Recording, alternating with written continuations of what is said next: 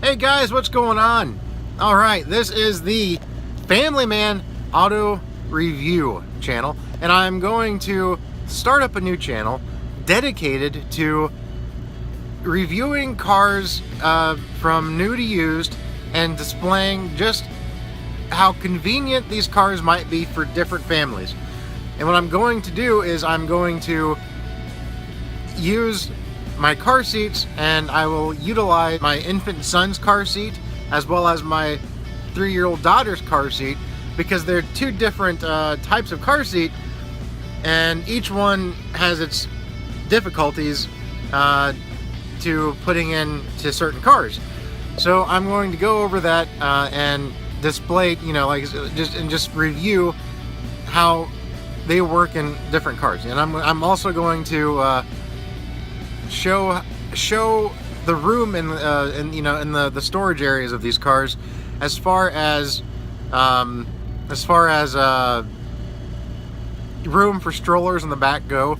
That's a big thing with my family. We have 3 SUVs because we don't like necessarily we don't really like cars as young family vehicles, because we need the space of an SUV. I have a Ford Expedition, my wife has a Toyota RAV4, and my third vehicle is just a play vehicle. It's an old Jeep Wrangler, and that has barely enough room for groceries. That's not really, that won't really do. But I do have a car seat in there, but that's about all I can get in there. So I'm gonna go over how all these cars, and I'll probably start with my own cars, just so I can get built up and learn what the best methods are for it.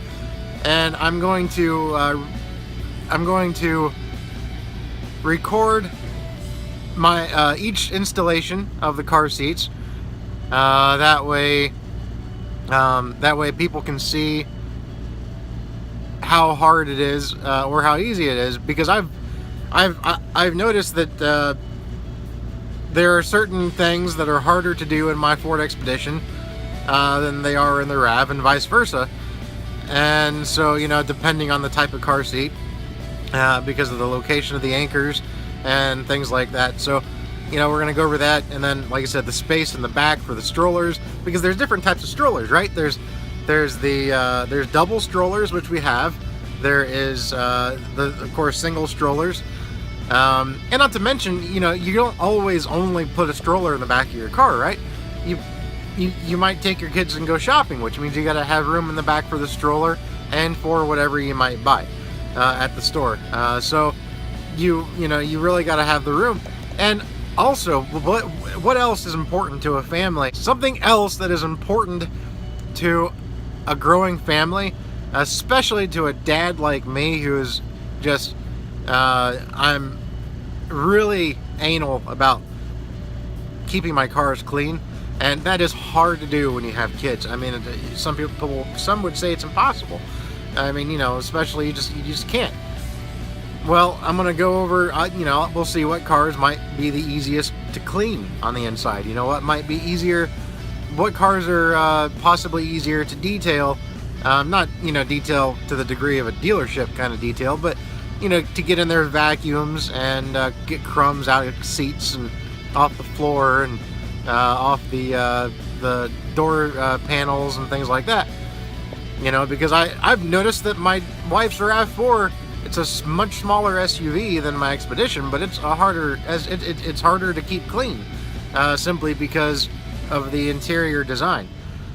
So things like that. There's a lot of factors that people don't think about when they buy cars with their family in mind. So I'm pretty pumped about this. I really am. I'm excited. Right now, as you can see, I'm sitting in my truck right now, here in Hatfield, Pennsylvania, and I just picked up my load, and I'm getting ready to. Well, I should have been in bed a long time ago, but I've been researching a lot on certain types of blog niches, however you want to pronounce it. I've been doing a lot of research here lately because I really want to get into that kind of stuff. And I really wanted to keep it automotive, right? I really wanted it to be automotive related because I am a car guy. and I love cars, and I love the opportunity to drive different cars. And there are a lot of review YouTube channels out there on cars, but I have not seen a review YouTube channel that focuses around the whole family and focuses around how you put car seats in the cars. You know, from anything from, you know, a compact car to a minivan. You know, I mean, people have compact cars and they have families with car seats, but you know, so we'll go over the ease of or the lack of ease of having one of these cars, you know, having these cars for family use.